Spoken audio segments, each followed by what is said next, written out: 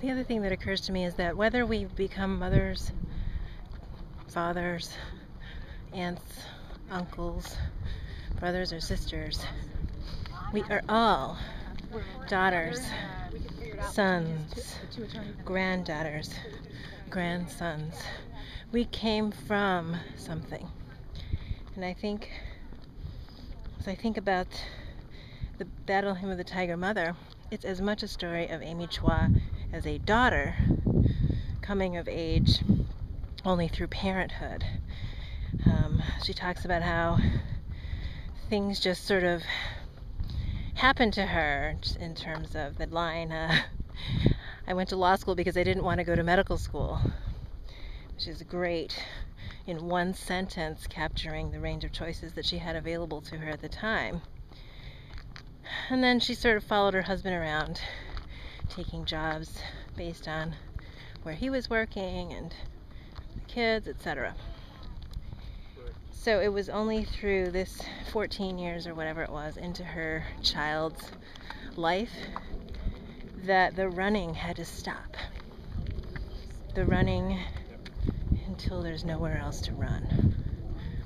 And finally, to go back, to look at herself, and to, she mentions very few times things about her own parents, but the comical part is you can tell that whenever she's talking about quote-unquote Chinese parenting, it becomes another character in the book because it's this caricature of all the beliefs that were handed down to her through the personal religion of how she was raised and what it meant to be a parent and what you did in the name of your duty and obligation as a parent. And that she learned as a daughter. And it's so interesting to me, and as I think about the Bad Asian Daughter message, it's that until we own who we are as daughters and sons, what we learned from our own particular set of experiences growing up in a particular family, which we all did,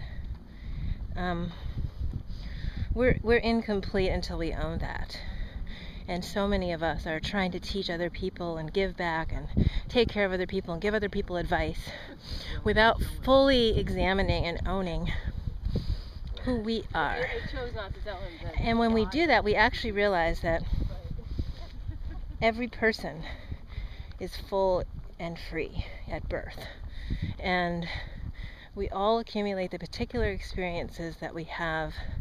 And then it's about tapping back into that inner wisdom and the knowing and owning all the parts of that, and really believing in your completeness. And that's what abundance is. Abundance is the absolute trust and knowing. It's a knowledge, but it's not a book knowledge or something that anyone can teach you. It's this realization that all that you have, every single morsel, especially the parts that you haven't talked about or you believed you weren't supposed to say about yourself, are exactly what is available to you in this life to create your life. And the best life possible is always right there.